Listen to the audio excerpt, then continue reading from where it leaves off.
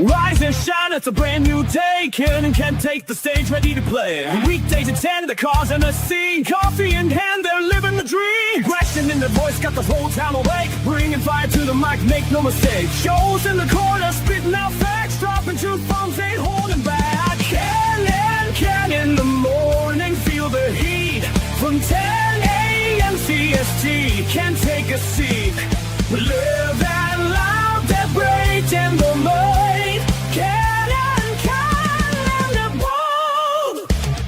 Light up your speakers, crank up the sound. They're talking about life upside down. Opinions exploded like a sonic blast. In the studio, they're built to last. With passion and grit, they engage and ignite. Every single week, they're a force can't fight. From sports to politics, This is a Huddle Sports Network broadcast. You can find us on Roku TV, Amazon Fire TV, Facebook, and of course YouTube. Get all your NFL news here first. Good morning. Welcome to our edition of Ken and Ken in the Morning. Good morning, Ken. Good morning, broski. Oh, look, Fred was here before the credits started. Good morning, Fred. And hey, good morning, New York. You have a new head coach that we're not going to spend the whole show talking about. Oh, my. Welcome to the New York Giants, a Harbaugh. Go figure. It happened. Sorry, Packer fans. You're trading LaFleur away because you're signing Harbaugh. Tinfoil hat conspiracies just went out the window. He is now a New York Giant. Oh, no.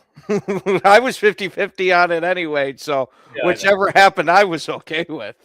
Morning, Snoop. So, yeah, Harbaugh, the first coach of the fall. You know, it was funny because we were doing roundtable last night, and they were meowing because they were missing Kitty Ken. But anywho, They've got a weird obsession, don't they? well, they're Lions fans, so I mean, come on. Yeah, you know, but it was funny because we're like, you know, usually we should have a coach signing by now. And then what happens last night after we got off air? Oh, they're finalizing the deal. So, hey, first coach is off the board. Anyone surprised? Not really, because that's what we heard most of the strongest rumors were to him towards the Giants. The Giants had major interest in him. He had major interest in them. That does not... Hi there, Joe. What's with the face already? Oh, dude, I was remembering this time I trolled Nick. Like, it was like the most excellent troll. And you ever like just bust out laughing at something? Like, that's what happened. I couldn't control it. It was one of the best trolls ever, dude. Okay, now you got to share with the class. It's kind of racially insensitive. Oh, okay. You can share with the class after the show. Because Nick is native, and you know, he loves the fact that he's native. Mm-hmm. I don't know if you would appreciate me sharing that with the world. Yeah. We'll save that one. And he's my buddy, so. Yeah, Nick's a good dude. Yeah. So what are we talking about? We're talking about Harbaugh. Is now a Giant. Yeah. Well, I read yet. Did they finalize the deal? Because I read yesterday that it wasn't finalized, but that it was a pretty much a sure thing. Yeah, overnight they pretty much signed the contract. The last I heard, they were just waiting on Harbaugh, but from what I know, the deal's done. For all intents and purposes, it's done. Unless something stupid happens, this is what's going to happen. So that means now Stefanski's the last big name up from this year's firing. Well, I mean, you still got Mike McDaniel. McDaniels, yeah, I was about to catch myself with that. But I mean, Stefanski's probably I don't know if he's a bigger prize, but those are the two big prizes left. You figure one might end up in Atlanta, one might end up in Vegas. I don't know. I'm hearing a lot of rumors of Mike McDaniel to Cleveland. I mean, I like that. I like that idea. Mm-hmm. Like, they have a shit ton of draft capital. You know, like, if anybody could do something with Shedeur Sanders, he could, because look what he did with Tua. And Tua has similar problems to Shedeur, like lots of interceptions, right? Like, I don't know. And let's not forget, one of the major knocks against him was, you know, his Dolphins had a shitty defense. He don't got to worry about that in Cleveland. Yeah. I mean, that's probably the most attractive part right there. He's like, oh, I get to go have Myles Garrett. I don't have to build a defense. All I got to do is focus on the offense. I'm sold. Mm-hmm. It could be. I mean, these new coaching hires will be interesting. Maybe we'll see if we get another one before Saturday's games, if we get one tonight. But Harbaugh, look at the Harbaugh move to New York. It makes some sense. But look at the guy, a guy who tries to run through brick walls and a running back, which Harbaugh is going to love that. He's got a young quarterback who's not much different from Lamar in a lot of ways with the running ability. He's got a good, and he's got something he didn't have really In much Baltimore. of in Baltimore. An elite wide receiver. Yeah, he's got like a really good receiver. He's got a good defensive base to work with. Mhm. They underperformed this year, but dude, they got some players on defense. And their offensive line isn't that bad either, because remember how Scatabo was running in the beginning of the season. Like they were run blocking pretty well for him. So, and I'm sure Harbaugh is going to bring, any coach he wants with them is going to join them. So they're going to have probably a pretty good coaching staff in New York. This could be the stabilization New York the Giants have been craving Mm-hmm. the last decade. Yeah. You have to think it's like this is a coup for the New York Giants, dude. You sign any of the Harbaughs, right? I mean, like, look at they're long-term kind of guys. Both of them have been, no matter where they go.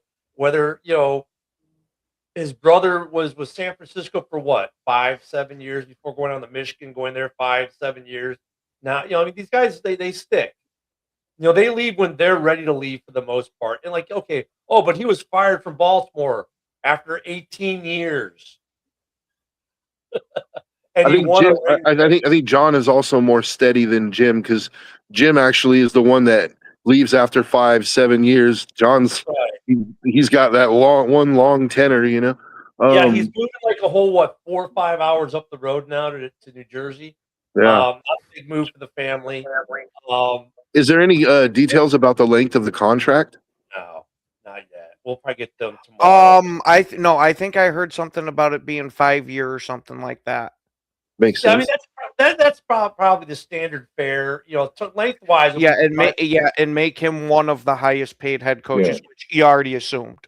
I mean, it's funny because like if you're a Ravens fan, you wake up this morning like we've just fired the guy like a week and a half ago, and already he's got this big, massive deal in New York. You always have to wonder, did we make a mistake? And I'll say this: yes, you did, but no, you didn't. Yes, you did because he's a really great coach. No, you didn't because he was there for 18 years and maybe change the scenery for both. Okay. Well, it reminds me of when the Giants hired Tom Coughlin. So it was like, he had a nice run with Jacksonville. Didn't win a Super Bowl, but had a nice run, especially considering it was like a new franchise. And yeah, exactly. And went to the Giants and just became legendary. Now Harbaugh, man, if that happens with him in New York and he can take them and build that franchise back to respectability and challenge for compete for a Super Bowl, that's bad news for the rest of the division right there. Well, and it'll solidify him as a Hall of Fame head coach too. So has any head coach won a Super Bowl with two different franchises? Yeah. Wait. I'm trying to. I will double check that right now, but the initial gut reaction is I don't know. What was your question, Joe? Has any head coach won a Super Bowl with two different franchises? I don't think so. Just like quarterbacks, Tom Brady was the only one. No. They have. No, I want to say there's a yes there. Oh, actually, no. No. That's what I'm saying. Well, Harbaugh has a Don chance to be Shula in. reached it with the Colts, lost Super Bowl III, but won twice with Miami. Vermeil reached it with the Philadelphia Eagles and lost, but then won with the Rams. Holmgren won it with the Packers, but lost with the Seahawks. Yeah, Schottenheimer's another guy too to throw out there, but he never won. Twice with the Giants, but lost with the Pats. And Andy Reid reached it with the Eagles, but won multiple with Kansas City. Dan Reeves and John Fox have also reached Super Bowl with two teams, but without winning. No, it wasn't Dungy because John Gruden came in and took his Super Bowl. Mm. Yeah. So he has a chance to be in rarefied air, dude. Yeah. I mean, if you're Harbaugh, you have it like because this makes the Giants a better team. Like Now look at they were now hold already on on. the kind of on the rise. Like I know their record didn't really show it, but they had a lot of injuries to their key players And this they played season. a lot of So, close games. that record could fall this year though. It could fall this year, but that's if the Broncos win the Super Bowl. Because if the Broncos win the Super Bowl this year, Sean Payton would be Payton the will first have one to the do it. job. Yep. Be the first one to do it. Yeah, and remember, hey, Fred, remember the other thing with that game? Not only was he puking on the side of the field, but T.O. had a broken leg and came back. Oh no, and not on the side of the field, in the huddle. Yeah, Because he went out and partied all freaking night. The T.O. had a broken leg. Yeah. Yes, T.O. had a broken leg, but T.O. played outstanding with that Yeah, broken with leg. a broken leg. Yeah. So I won't even count that one as a negative. That was shit. He had a broken leg and he decided that he was Crazy. going to run out and play. No, fucking that Terminator. actually was what won him my respect. Like that was Yeah. like, man, like I wasn't a huge fan of T.O. before that, but I was like, dude, you have a titanium plate in your leg and you go out there and a fresh titanium plate in your leg and you go out there and put up 11 catches for 135 yards in the Super Bowl. Like, okay, you're prime time, dude. Like, Yep. If Harbaugh gets to the Super Bowl with the Giants, he still just joins a club that includes Don Shula, Dick Vermeil, Mike Holmgren, Bill Parcells, and Andy Reid. I mean, that's in itself, and that's those are the coaches who've won with one team and reached it with the second team. Yep. who did Bill That's rare. Parcells? Bill Parcells. So was it with the? He lost with the Pats, Super Bowl 31. That itself, I mean, dude, that's rare air too. And then you've got guys like Dan Reeves, John Fox, who've been to the Super Bowl with two teams, but without getting the dual win. I mean, dude, that's like rare air, nonetheless. I mean, I think Harbaugh might be a Hall of Fame coach already, but that would solidify it. So, yeah, there was our coaching news the NFL tried to sideline our playoff football talk with. Let's get into the playoff football talk. Let's please. Real quick before we get to that, Yeah. the Texans rookie defensive back, Jalen Reed, just got carjacked last night in front of his home Oh, interesting. by Where? 3 armed dudes. In Houston? Well, yeah, probably. I think so. It's at least in Texas. I don't know if it's In the Houston. Houston All right. area. That's crazy. I wonder how that's going to affect them for the game Sunday. Probably not much at all, but it could. It's insured. Oh yeah, that's still insane. Yeah, I was gonna say you got 3 dudes coming up on you, Look dude, at- ripping you. like Joe Burrow was going to buy the Batmobile. Mhm. And then after someone broke into his house when they were on a road game, he decided not to buy the Batmobile because of the security fee.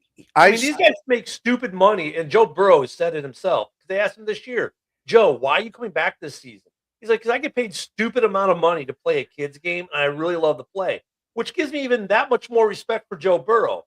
And yeah, the guy knows he makes stupid money. He's like, if he wants to go buy the Batmobile, dude, go buy the Batmobile. I think he should still buy it, but just hire a whole bunch of extra armed security. But I mean, let's be honest. Joe Burrow has the money to hire Batman to protect the Batmobile for him. He probably does. But then again, rookie on a rookie deal, people make the assumption that he's got Joe Burrow money. No, partner. I mean, if he's an early first round pick, yeah, he's got millions of dollars. But he doesn't have Joe Burrow money. I mean, they've still got money. Here's the thing, though. I always thought this was funny. There's a dichotomy with 2 linebackers. Let me do it this way. Lance Briggs and Brian Urlacher. You know what the difference between the two of them was? Besides the paycheck and the Hall of Fame? Brian Urlacher drove an old like 1972 Ford truck. How do I know this? Because I sat there at Toys R Us with Brian buying gifts each of us were buying gifts for our boys, our kids. And then after we bought our gifts, we walked outside, we were talking. I went to my car. He went to his truck. We were actually parked right next to each other. Go figure. And he gets in an old Ford pickup truck or an old pickup truck. Lance Briggs famously left his Lamborghini on the interstate in Chicago one night after he spun out. Right? So here's Urlacher with the big contract back in the day, driving just a regular old Ford pickup truck. And then there's Lance Briggs in a $350,000 supercar. And just leaves it. And it just leaves it. But the thing is, that's what these guys tend to do, is be more like Lance Briggs than Brian Urlacher in terms of vehicle, right?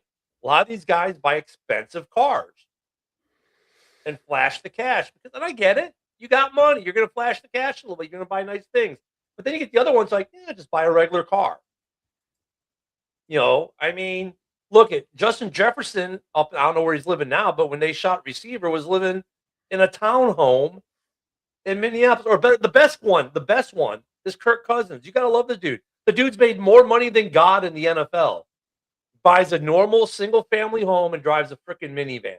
Well, I think that's because his wife told him that's what you're buying. Well, now he's got a G-Wagon, which isn't unusual though. He's got like a G-Wagon anyone would have, right? So I mean, some of these guys, man, need to learn, man. You know, you flash the cash, you become a target, and the cops aren't protecting you 24/7 because you're a football player. You know. Yeah, Oh, that's why you got to hire. That's why you got to hire your own private security force. My motto is never leave home without it. There you go, broski. Yeah, JB. I know what they have in common. They're all on the couch this weekend watching the Bears game. That's what they have in common. They're not in the playoffs. Speaking of the playoffs, Yeah, I don't think we have to worry about Denver winning the Super Bowl, but I mean, I've been wrong before. Let's hit up the Saturday games real quick in the divisional championship. Now, this is what's great is we got one AFC, one NFC game this weekend on Saturday, and then Sunday is the same. So for Saturday, we're going to talk about the Saturday games today. We'll talk about the Sunday games tomorrow. I think that's fair. So the Bears game we'll talk tomorrow. The first game at 3:30 p.m. So the normal, second game time slot. We got the Buffalo Bills at 12-5 going to the Denver Broncos at 14-3, the 6th seed to the 1 seed. That's at 3:30 p.m. It's going to be on CBS, so you can watch it on your regular TV. The temperature is going to be really nice and mile high, 42.8. I love the accuracy of which the NFL website does it. It's going to be 42.8 degrees Fahrenheit at game time. The 0.8 degrees is very important.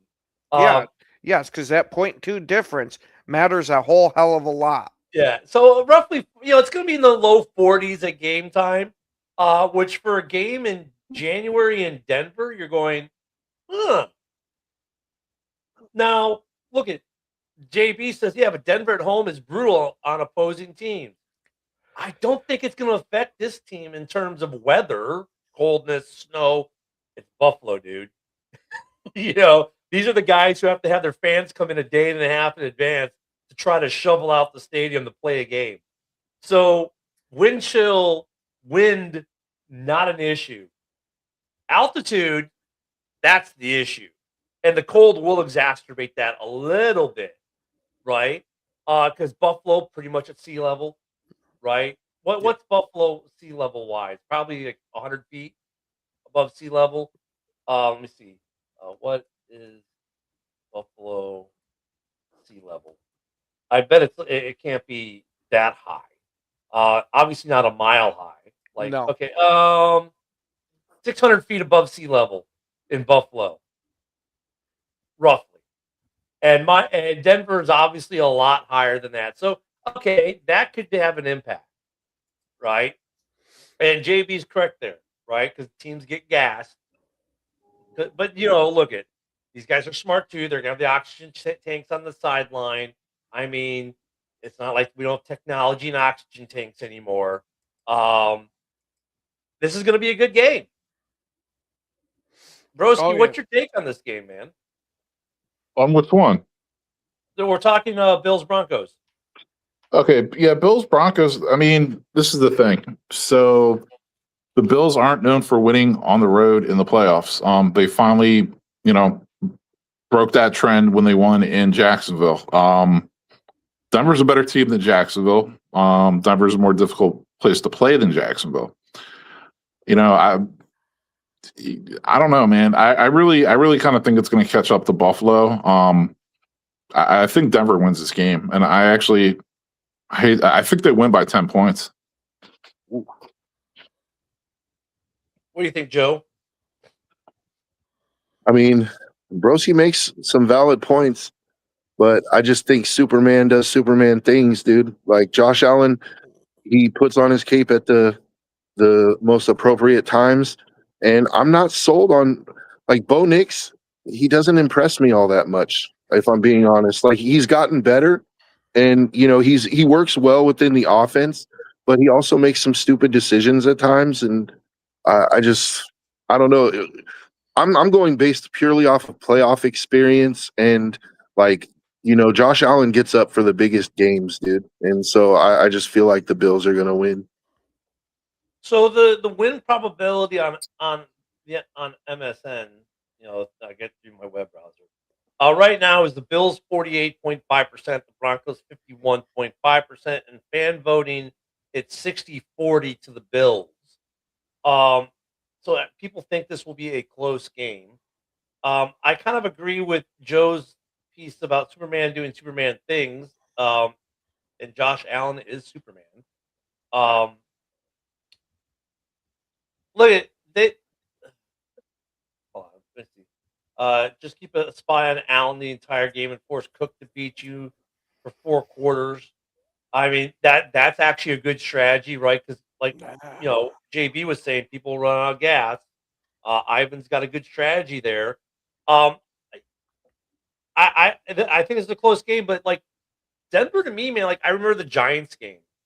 The Giants came out and they were all over Denver early and took that big lead and took a big comeback in the 4th, right? Look at Buffalo's better than the Giants. This is not this is going to be one of those nail biter games at the end. Is it that Buffalo runs out of gas in the 4th and that's how Denver wins this game? Maybe. I like Buffalo in this game. I like Josh Allen. I think I don't think he's not prone to the mistakes like Bo Nix is, though. That's the other thing, though, Joe. Dude, Superman throws some interceptions. They got to get swept under the rug a little bit because he wears a cape. But more Mo picks, Bo Nix. Bo Nix, Mo picks, however you want to say that, has got that for a reason too. Yeah, but you could ask the Packers how that game went. They made Bo Nix look like John Elway 2.0 that game.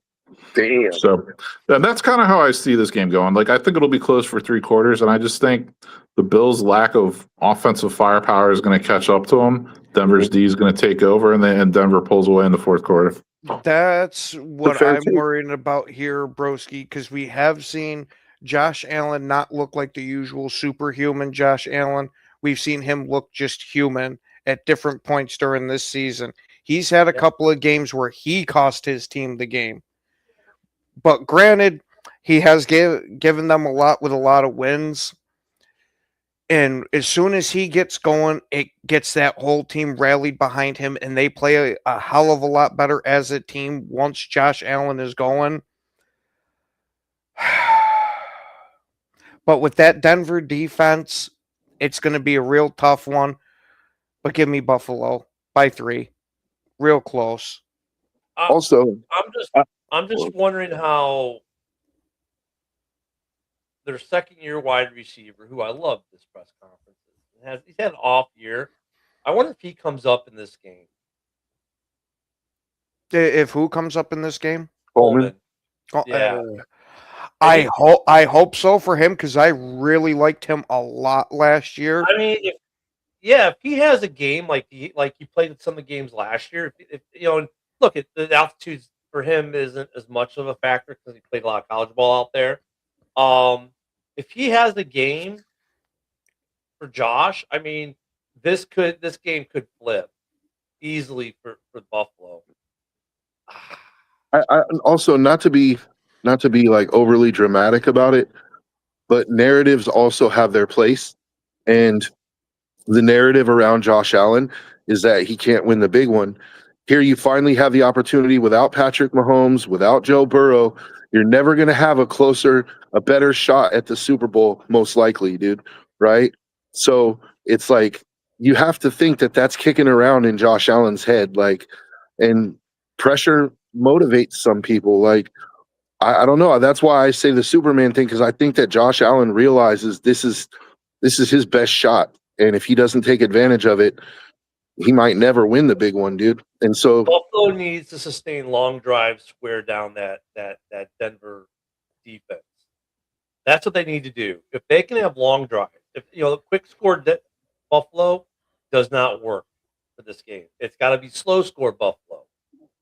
Prolonged, measured drives, keeping that defense on the field. Because look at Buffalo's defense isn't exactly the best defense in the AFC. And if I look at the war of attrition, Buffalo loses the war of attrition. You know what I'm saying? Because their defense already is not as good as Denver's. and also Denver isn't really a quick strike team either. Denver is a long drive team. So yeah, I tend to agree with you. I think Buffalo cannot have Bo Nix out there for 10 minutes a quarter, like just chipping away, because by the fourth quarter they're going to be gassed, dude. Yep.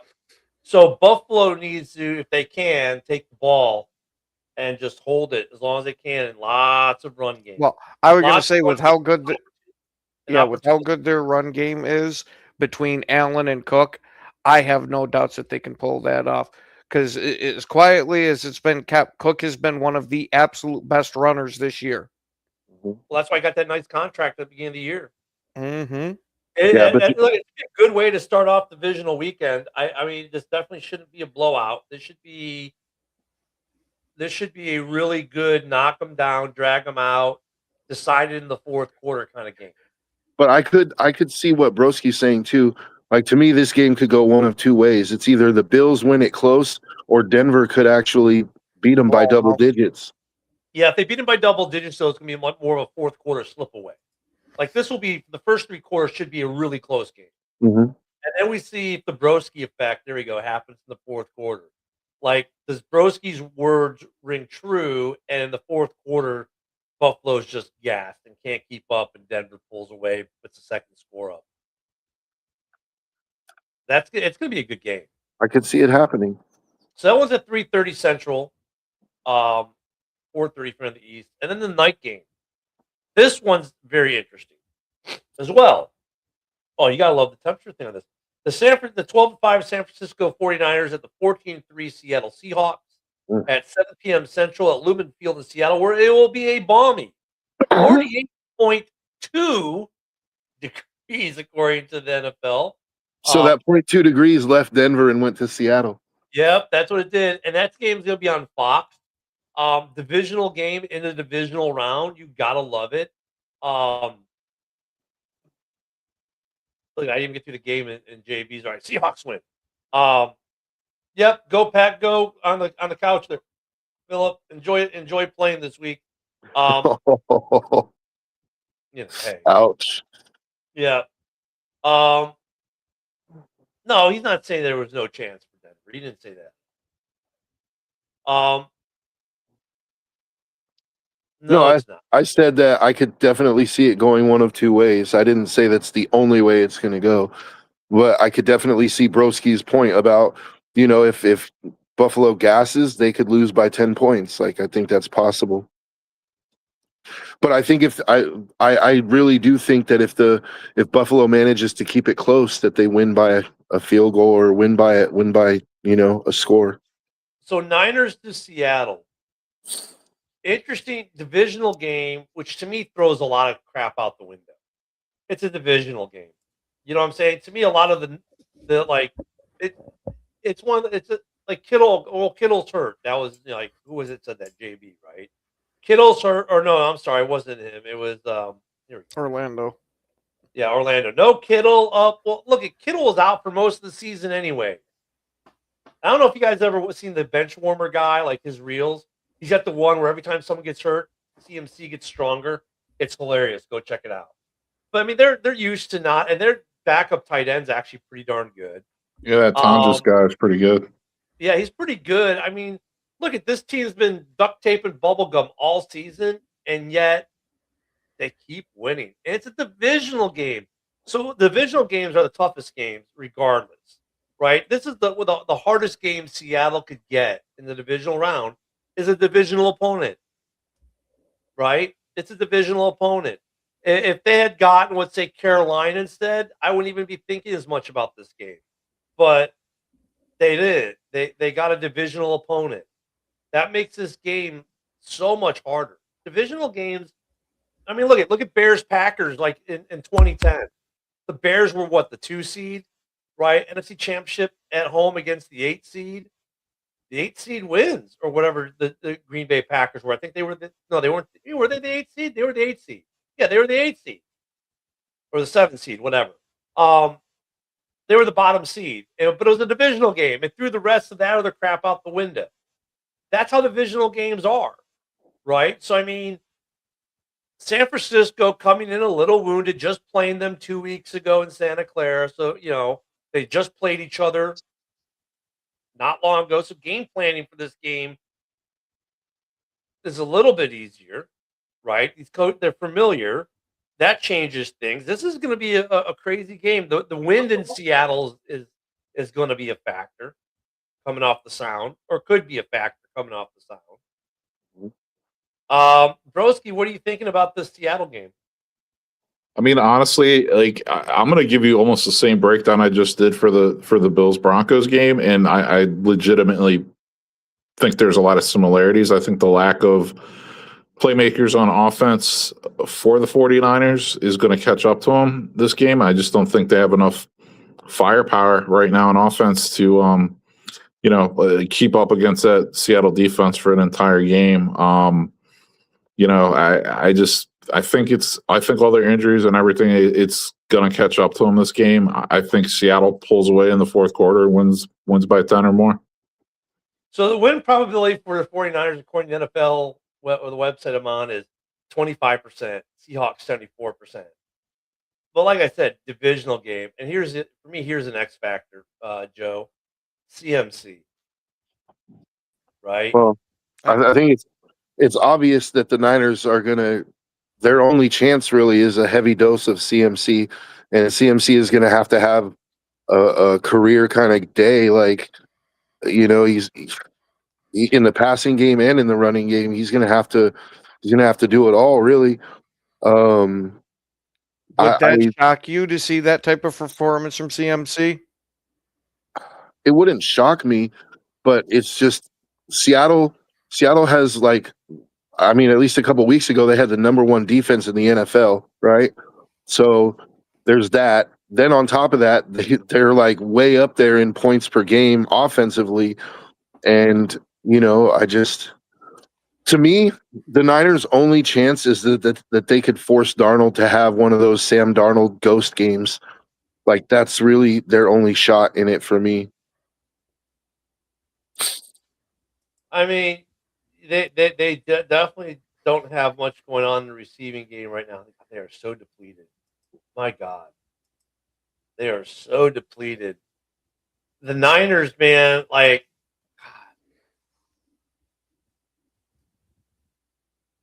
we know Seattle's got a better defense.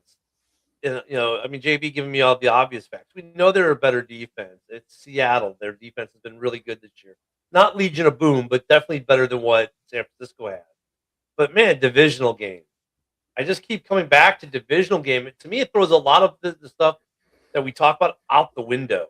It's like divisional games are just something different. There's something different about divisional games. I mean, once in a while, we get a divisional game that ends up being a complete stinker. Could this be it? Yeah, it could be. Right? I mean, it's possible because you're right. Seattle has a much better defense. They're much healthier.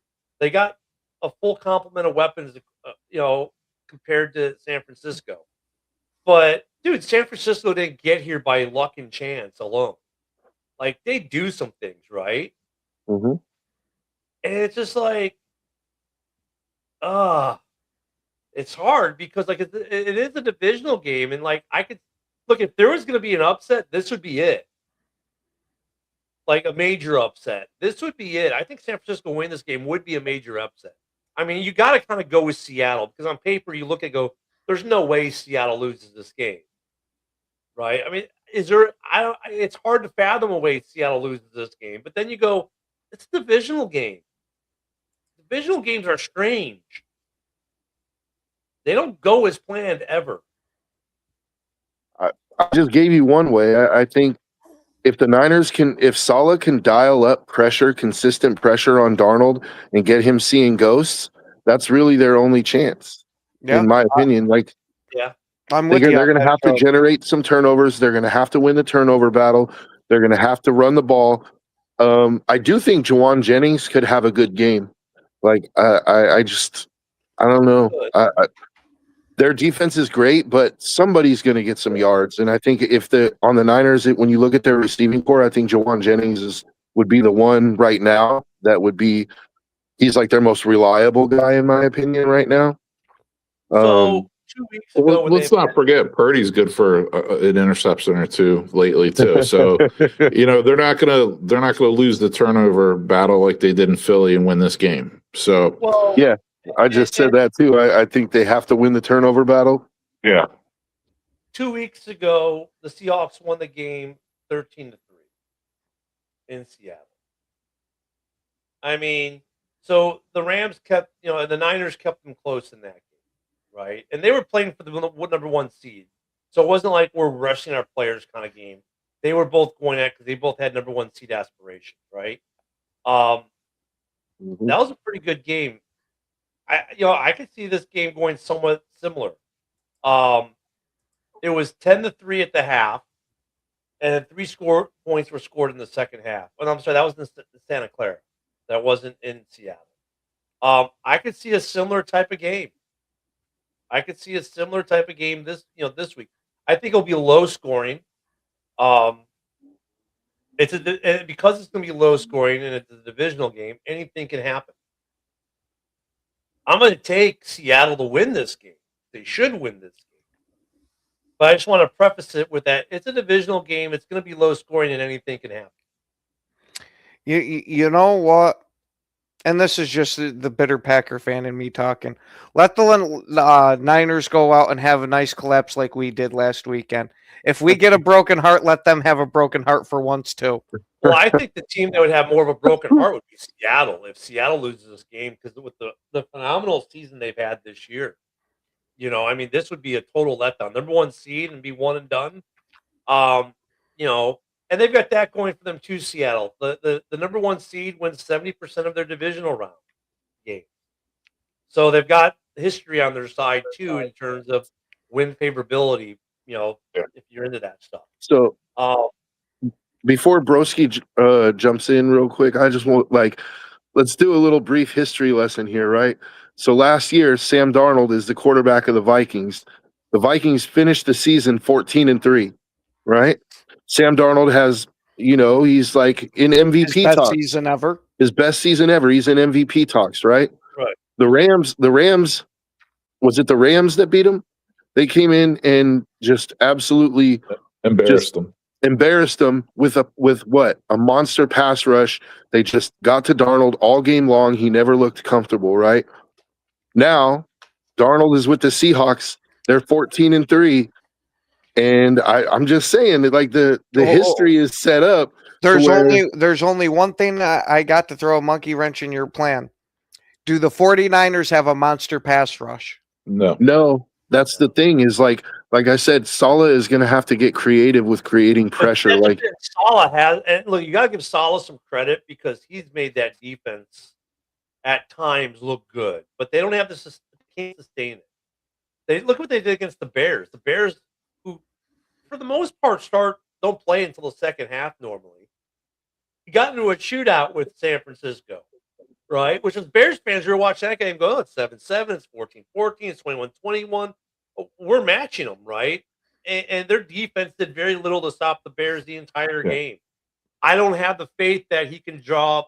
Saleh is as brilliant as Saleh has been with the Niners this year. I don't know if he can dial it up enough to do that to Darnold. And JB's right. That game for Darnold was on the road last year. Yeah, he's got to get over the ghosts of seasons past this game a little bit. I mean, because look at your last playoff game was an embarrassing one and done with the Vikings. I get it. So he's going to have some first. I mean, I would not be surprised if the Eagles start off a little shaky with him. The Seahawks, you mean? Yeah, and Wrong that's bird. Wrong bird. but that's really my point with the 49ers. I just think they're lacking ammunition both sides of the ball right now. I just think all these injuries, they need a little more talent. They need a little more everything both sides of the ball to beat Seattle this game. And with them not having the arsenal that they have, I think they let Darnold kind of settle in. Like if you could get a lot of pressure on him early, like here's Saleh's key to success to winning this game. For a team that doesn't get much pressure to many sacks on a quarterback, they got to harass the living shit out of him the first 2 drives. Like just harass the out of him, make him very uncomfortable. They got to throw everything in the kitchen sink, the Golden Gate Bridge, the aircraft carrier that's there in the bay that they have there in San Francisco. They got to bring that with them. They gotta bring the ghost of Niners past, and they got to throw everything they possibly can at Darnold those first 2 drives and not let him get comfortable and make him uncomfortable so that he kind of has, oh my God, this is last year's Rams game all over again kind of thing in his head. If they can do that, they have a shot. I don't know if they can do that though. Like Seattle, tough game. Look, congrats on the Rams or on the Niners. I'm sorry for getting to this point, but I think that the buck might stop here. And don't get me wrong, would love to see the Niners win because if Bears beat the Rams, then all of a sudden Bears are hosting the NFC Championship game. And it's a rematch of a regular season game, which was a classic game.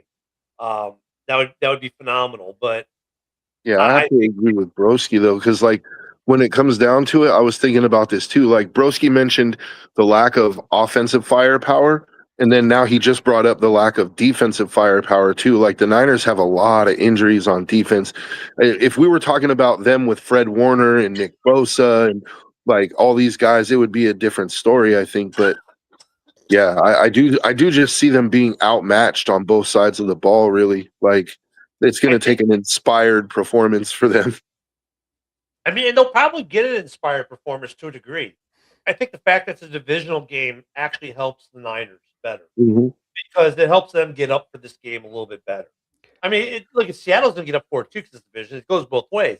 But for in the Niners case, it's more of a positive for them in terms of like getting up for it because it's like this is our division rivals. We can't lose to them. It's a little bit more than when it's a non-division rival. That's what's going to make this game a little more interesting. If they can keep the score close, they have a chance, right? They have a chance. I mean, look, they're there. They've earned it. They've earned that chance. They've got a chance. And then Warner, did they put him in the window?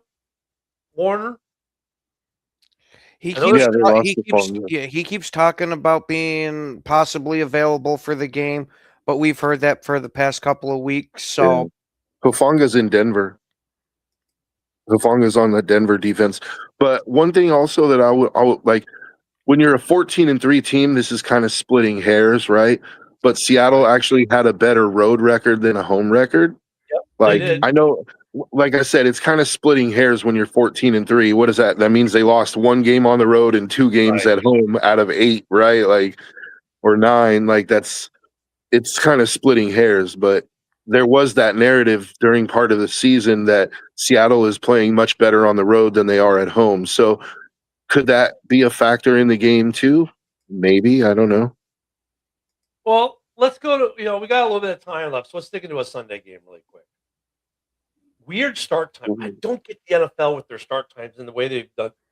Like last week, I had a problem with Monday Night Football for the playoffs. Just stupid. But here we go, Sunday. A 2 p.m. Central start. Like, dude, just make it 3:25 and then make the Bears-Rams at 7:30 like normally on Sunday. But whatever. 2 p.m., the 12-5 Texans travel to the 14-3 New England Patriots. at Gillette Stadium in Foxborough will be a balmy, and yes, we got another one of those great weather reports, 33.8 degrees Fahrenheit on ABC ESPN. This should be a really good game. Well, with should. it being that 0.8, that makes it so the Gatorade boys don't need to put the hot hands around the Gatorade to keep it to keep it from getting frozen. So that 0.8 definitely matters, Ken. Yeah, it must. This look at Wait, hold on. So does that mean JB's been watching our show naked? We might need a restraining order now. yeah. I think you're right, Ken. We need Didn't to. we just have one of those yesterday on the MMA show? Not quite as bad as what was on the MMA show. Oh, jeez. Oh, frozen. yeah, it was bad. We had a troll. Traumatizing. Yeah, we had a troll. I was gonna say, JB, make sure you wash your hands, JB. The rub on the Pats is they didn't play many 500 teams. I get that argument. But then again, you look at the Texans. I mean, they're beatable. They have a I need a restraining order against Orlando. yeah, no doubt. You leave my fat guy titties alone. You know, like the Texans defense. I mean, they got a defense. They got some great guys on that defense. When they had that draft a couple years ago, and they did the back-to-back first-round picks, people were like, "What?" Well, we're seeing it. It's paying off. But offensively, for me, is where the Texans kind of like lose that luster. And it's like you got a really good offense when it gets a really good defense, and then you got a meh offense against a kind of meh-ish defense. I mean, this is going to be—it's a strength versus strength game in a way. Yeah, Texans. I mean, they don't have much firepower on offense. Then again, like either do the Patriots really. Both teams tough defenses. CJ Stroud, he looked like a rookie against the Steelers. That was the very weird part about that game. They got it together at the end, but dude, if you have 3 turnovers against the Patriots, they're not winning that game. Patriots are a much better coach team. They have a better quarterback. You know, I said the Patriots. I mean the Drake Mays. I just call them the Drake Mays now. It's the New England Drake Mays. Nico Collins is questionable with the concussion too. If he's out, Yeah. you know. Oh, and that concussion he got was a good one. Yeah, I expect him to be out. Yeah, me too. I'm predicting. Damn, it's a tough one. That's a tough one. This is probably the toughest game for me to call. I'm going to go with the Patriots at home. I just think they're going to find a way to get it done. I mean, this game could be a 13-10 game. It really could. What do you think, Joe?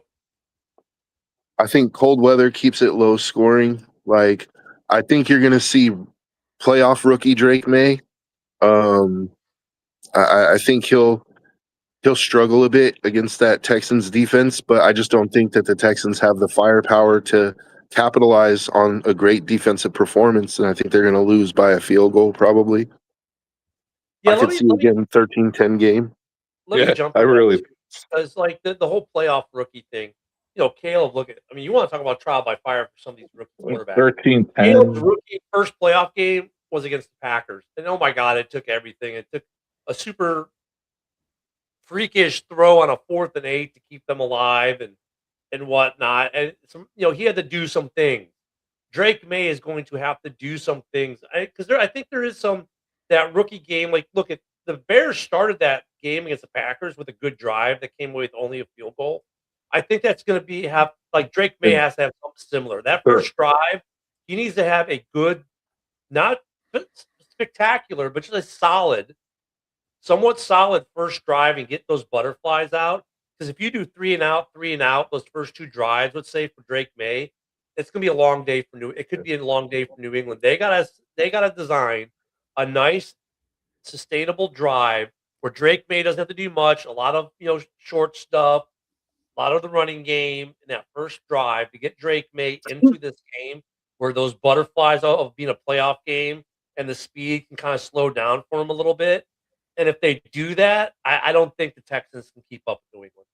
Yeah, and I think this game too, just because the Texans' defense is so good, I think you're going to see a lot more running from Drake May that you haven't seen during the season. And I think people either never knew or forgot about how athletic Drake May is, how Yeah, that dude fast can he is. This run. guy can run like a freaking gazelle Yeah, out there. that dude So runs. I think you're gonna see that from him, and they're gonna need that to pull this game out.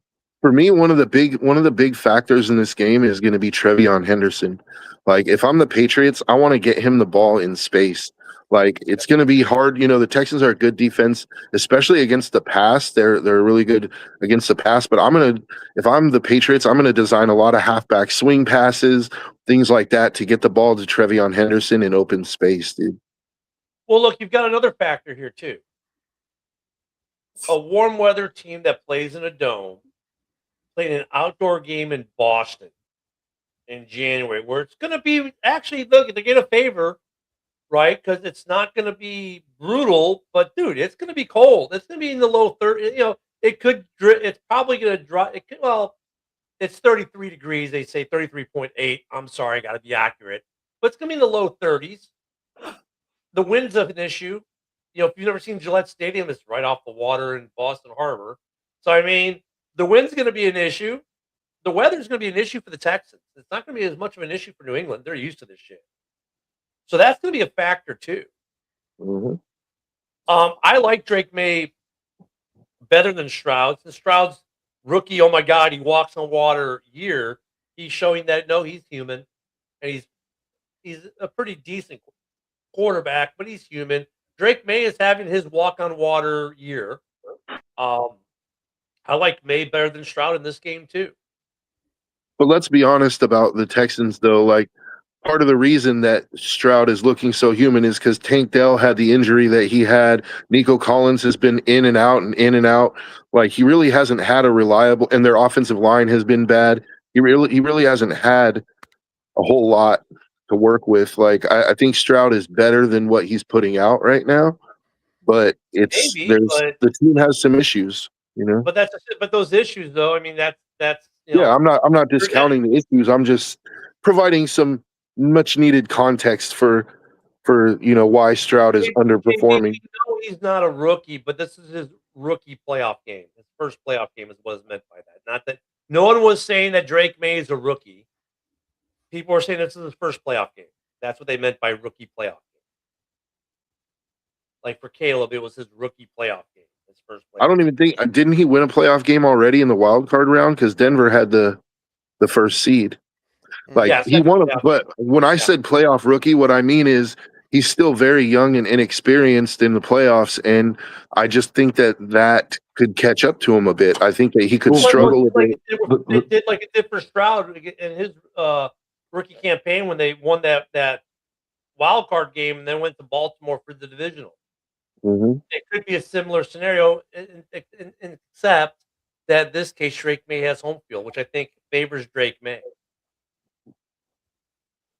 That definitely favors May being in a home game. Look at, I mean, the weather at this time of year, we tend to forget the weather does impact. That's what I love about there still being outdoor teams in this time of year. The weather impacts. I mean, go ahead, Broski. I was going to say I'm going to revise my final score prediction for that game from 13-10 to 12-9, all field goals. There we go. Well, let's get into the last game. We got a few minutes left. We'll spend a little bit of time on this one, more time on it tomorrow. The game that Broski and I care the most about. The 12-5 Rams coming to 11-6 Bears at 5:30 p.m. Central at Soldier Field. Well, right now the projected forecast is going to be the coldest game of the weekend at 17.6 degrees Fahrenheit on NBC and Peacock. They're saying the wind chills for this one will be in the negatives. Which I think this is going to have a huge impact on the game, the weather there. Of course, the Bears are the underdog because why not? We're the underdog in every game. Broski, I'll go to you first. Yeah, man. I do think the weather is going to have an impact. I think the crowd's going to have an impact. I think, the Bears are going to win in Bears fashion. However, this game, I think they're they're only going to be down a touchdown or less going into the fourth, and then they take over the fourth quarter. And they're going to pull this one out. Yeah. Yeah, I don't want to get ballsy on my prediction, but I think the Bears are going to take care of business here, man. I do. Joe? I become a believer in Caleb at this point, dude. Like I think he's clutch, and I think with the cold, I think you're going to get a heavy dose of Kyle Monangai, and I think that's I think the Bears should run the ball and run the ball and run the ball some more, and I think they pull it out. I'm not going to give a score prediction because it could be low scoring because of the cold. Who knows, man? But if I'm the Bears, I run the shit out of that ball. So Stafford, record-wise, in the cold, he's 3-3 in games where the temperature is 32 degrees or below at kickoff. That's because remember he did play in the NFC North for a few years. So he's 3-3. One of those games he's won was with the Rams. Which is interesting. I think the weather affects the Rams' game plan a little bit for sure. But they got some good running game. Look, they got a good running game too. JB's like, well, they win by running the ball. The Bears have the best rush offense in the NFC at this point. So if it's a running game, I'm going to give it to the Bears. What do you think there, Ken? Oh, I think this is going to be another closely fought game because, unfortunately, the Bears do have a good team, and Caleb has shown that he's a legit quarterback, but there ain't no way in hell I'm ever going to take the Bears. I knew it. Give me Devontae Adams, once a Packer, always a Packer, to get us a little vengeance. So on the website it has the Rams win probability 64%, the Bears 36%, but in the fan poll it's 61-39 Bears right now. Yeah. Which I'm at this point like, look, I'm done. I've already played with house money. I guess I don't know what's next. I guess I'm playing with Packers money at this point. And we're going to talk about this game more tomorrow, but we had enough time, so I shot in today because who knows what kind of weird news the NFL is going to give us tonight to talk about tomorrow. But this Bears team, man, I mean, haven't people learned yet? You can't count them out. You can keep telling this Bears team how they can't do it, yet they keep finding ways to do it. Oh, there's no way you can beat the Packers in the playoffs. Well, they did. Well, you're going to be the underdog in every game but two this year. If you bet against Vegas in terms of the Bears this year, consistently throughout the entire season, you're probably a very rich individual because they were the underdog in every game but two. In the two games they weren't underdogs in, they won. So, when it comes down to turnovers, Stafford doesn't throw many picks. He's got 8 on the year. Caleb's got 7. They're both clutch. They both can, we know Stafford can do Stafford things. I think we can now say Caleb will do Caleb things. He's entering that conversation with the way he's played this year. So you got two quarterbacks who can will their team to victory at the end. We've seen it out of Stafford in the past. We've seen it out of Caleb all year this year. This is I understand why they made this the marquee game of the weekend. Mm-hmm. I get it.